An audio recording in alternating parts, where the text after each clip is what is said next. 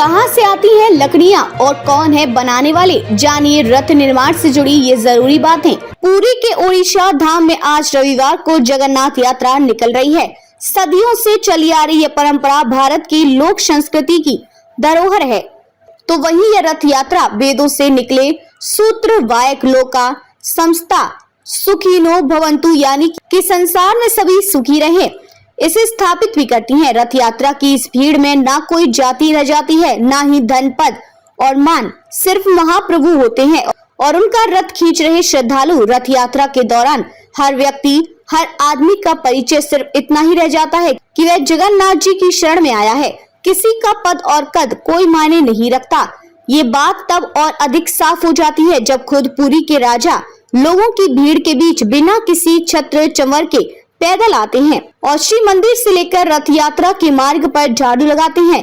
राजा द्वारा झाड़ू लगाने की इस परंपरा को रथ यात्रा में छेरा पहरा कहते हैं। जगन्नाथ धाम के बनने, रथ यात्रा के होने और महाप्रभु के अवतार की कथा जितनी रोचक है, उससे भी अधिक है रथ यात्रा निर्माण की पूरी विधि और प्रक्रिया। संसार की नजर में भले ही रथ यात्रा एक दिन का उत्सव है जो आषाढ़ मास के शुक्ल पक्ष की द्वितीया को मनाया जाता है, लेकिन असल में ऐसा नहीं है।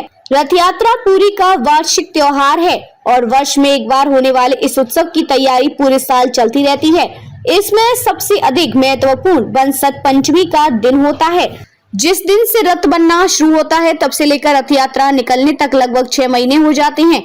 बाकी के 6 महीने भी हर रथ यात्रा से ही जोड़ा कुछ न कुछ होता ही रहता है। यात्रा के लिए रथों के निर्माण की प्रक्रिया सबसे खास है। पहले ये जान लीजिए कि भगवान जगन्नाथ, देवी सुभद्रा और भगवान बलभद्र तीनों के लिए अलग अलग रथ होते हैं। हर रथ की ऊंचाई, लंबाई, चौड़ाई और रंग अलग होता है। इसके अलावा तीनों रथों के नाम भी अलग अलग होते हैं। इन रथों के निर्माण में काष्ठ की संख्या, पहियों की संख्या भी अलग अलग होती है। नंदी घोष है जगन्नाथ जी के रथ का नाम।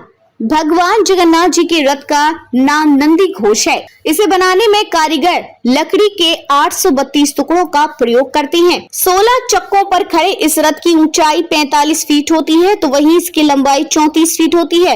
रथ के सारथी नामक दारुक, रक्षक, गरुण, रथ की रस्सी, शंखचूर्ण, नागुनी और रथ पर त्रैलोक के मोहिनी पताका फहराती है। इस रथ को जो 4 घोड़े खींचते हैं उनके नाम शंख, बहालक, सुवेत और हरिदश्व है। जगन्नाथ जी के रथ पर 9 देवता भी सवार होते हैं। इसमें बराह, गोवर्धन, कृष्णा, गोपी कृष्णा, नरसिंह, राम, नारायण, त्रिविक्रम, हनुमान और रुद्र शामिल होते हैं। जगन्नाथ जी के रथ को गरुड़ ध्वज और कपिल ध्वज भी कहा जाता है। दर्पदलन में बैठती है वह सुभद्रा जी के रथ का नाम देवदलन रथ है।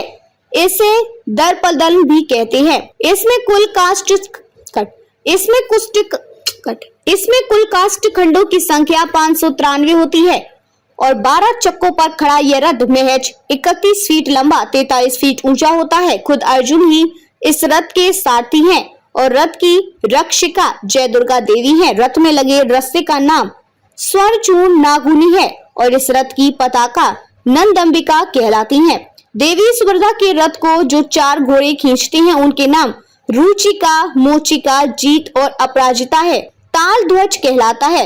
बलभद्र जी का रथ बलभद्र जी का रथ ताल ध्वज कहलाता है, जो कि सबसे अधिक काष्ठ खंडों 763 टुकड़ों से बनता है। इसमें कुल चक्के 14 होते हैं और उसकी ऊंचाई 44 फीट होती है। रथ की लंबाई 33 फीट है। इसके सारथी का नाम मातली, रक्षक का नाम वासुदेव, रस्से का नाम वासुकीनाग, पताका उनानी कहलाती है। रथ में 4 घोड़े हैं जिनके नाम तीर्व, घोर, दीर्घाश्रम, स्वर्णनाभ है। बसंत पंचमी से शुरू होता है रथ निर्माण। भगवान के रथ निर्माण के विधान बसंत पंचमी से ही शुरू हो जाते हैं। इसमें लकड़ी की खोज, उनकी कटाई से लेकर उन्हें रथ निर्माण शाला में रखे जाने तक सभी कार्य एक अनुष्ठान की तरह होता है। रथ निर्माण के कारीगरों और कलाकारों की भी एक तय व्यवस्था है जिसमें हर कारीगर को उसका काम बांटा गया है। काम बटे होने के साथ ही उस कारीगर का नाम भी तय होता है जिसे उसकी उपाधि दी जाती है। इनमें सबसे पहले महाराणा आते हैं। महाराणा लोगों का कार्य लकड़ी को खोजकर उन्हें लाकर रथशाला में रखना होता है। इसके बाद आते हैं गुणकार। गुणकार लोगों का काम रथ के आकार के मुताबिक लकड़ियों का आकार तय करना होता है, फिर उन्हें उसी आकार और लंबाई चौड़ाई में काटा जाता है। पहिए महाराणा बनाते हैं। पहिए गुणकार के बाद अगले ही पहिए महाराणा। यह कारीगर रथ के पहियों से जुड़ा काम देखते हैं। इससे अगले दर्जे पर होते हैं कमर कंठनायक, जिनकी जिम्मेदारी होती है कि वे रथ के लिए कीले, एंगल, अकूड़े तैयार करें और उन्हें जरूरी जगहों पर सेट करके लगा दें। चौथे स्थान पर चंदाकार लोग या कारीगर आते हैं। यह रथ में बनने वाली अलग अलग आकृतियां अल्पनाएं, कंगूरे, वर्गे करती हैं। बेल बूटे बनाने का काम भी इन कारीगरों का होता है। रथ निर्माण में कितने कारीगर? चंदाकार लोगों को रथों के अलग अलग बन रहे हिस्सों को आपस में जोड़ने और सजाने का काम सौंपा गया है। अगले स्थान पर आने वाले रूपकार और मूर्तिकार लोग रथ में लगने वाली लकड़ियों को काटते हैं और उन्हें तराशने का काम करते हैं। चित्रकारों के हिस्से रथ पर रंग रोगन और चित्रकारी का काम होता है। फिर अगले दर्जे पर सूचीकार या दर्जी सेवक रथ की सजावट के लिए कपड़े सिलते हैं। सबसे आखिरी में आते हैं रथ भोई, जो कि प्रमुख कारीगरों के सहायक और मजदूर होते हैं। बिना इनके रथ निर्माण की कल्पना भी नहीं की जा सकती है। यह हर कारीगरों के लिए सहायता करते हैं। खास बात यह है कि पूरी में रथ का निर्माण करने वाले सदियों से एक ही पीढ़ी के लोग हैं और इन्हें इस काम की जानकारी वंशानुगत है। जंगल से लकड़ी खोजकर लाने का भी है खास विधान। पूरी में रथ निर्माण का यह उत्सव बसंत पंचमी से ही शुरू हो जाता है। इस दिन रथ खला, जिसे रथ निर्माणशाला कहते हैं, उसकी पूजा होती है और एक दल पेड़ों को चुनने के लिए निकल जाता है। यह दल महाराणा कहलाता है। पेड़ों का चुना जाना, उन्हें काट कर लाने की भी प्रक्रिया में बहुत संजीदगी बरती जाती है। पुरी के पास स्थित जिले 10 पल्ला के जंगलों से ही पेड़ चुने जाते हैं। इसके लिए नारियल और नीम के पेड़ ही काट कर लाए जाते हैं। नारियल के तने लंबे होते हैं, इनकी लकड़ी हल्की होती है। लेकिन इससे पहले यहाँ एक वन देवी की पूजा होती है। उस जंगल के गांव की देवी की अनुमति के बाद ही लकड़ियां लाई जाती हैं। पहला पेड़ काटने के बाद पूजा होती है, फिर गांव के मंदिर में पूजा के बाद ही लकड़ियां पूरी लाई जाती हैं। अक्षय तृतीया भी है अहम तिथि।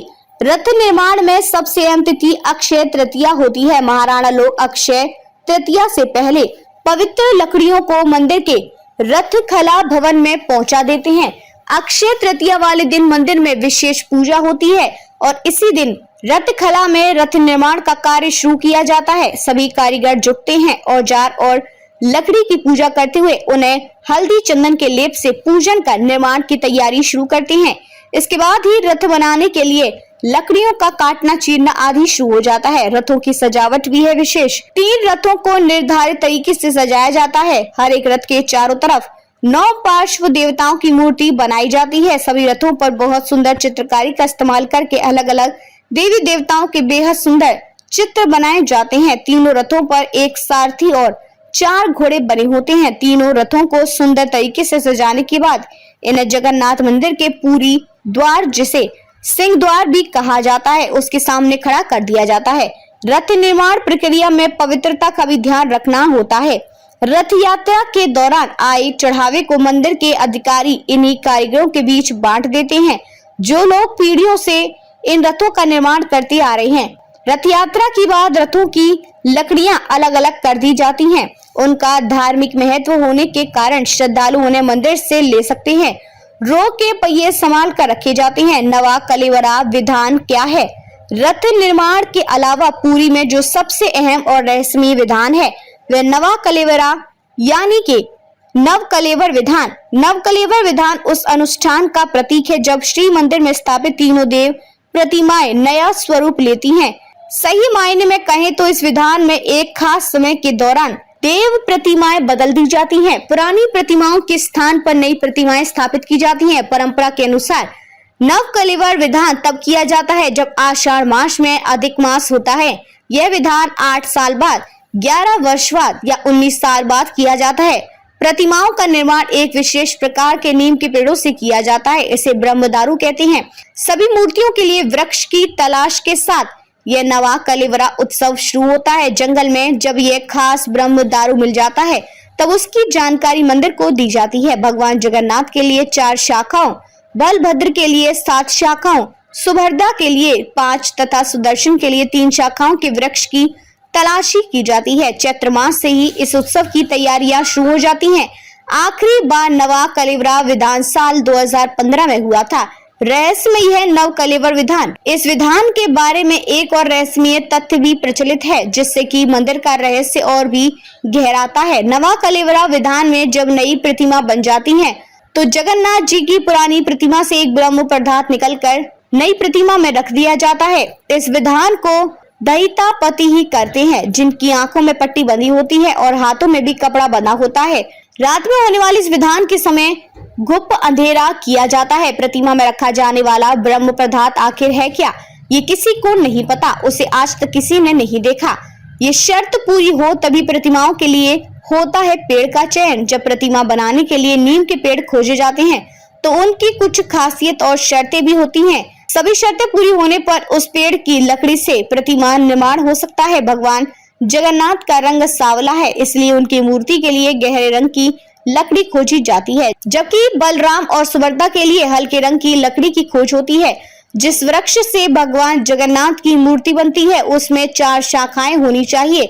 इसके साथ ही वृक्ष में पद्म, शंख, चक्र और गदा के चिन्ह भी होने चाहिए। वृक्ष ऐसी जगह हो जहां पास ही एक जलाशय, शमशान और चींटियों का बनाया मिट्टी का ढेर हो। वृक्ष की शाखाएं कटी या टूटी नहीं होनी चाहिए और इसकी डाल कोई घोंसला भी नहीं होना चाहिए। कठिन है कि पेड़ की खोज। इसके अलावा जहां पर ऐसा पेड़ मिले वह स्थान या तो 3 ओर से पहाड़ियों से घिरा हो या फिर वहां तिराहा होना चाहिए। उस वृक्ष से लता ना लिपटी हो, उसके पास ही बेल का पेड़ भी हो, आसपास शिव मंदिर की मौजूदगी भी होनी चाहिए।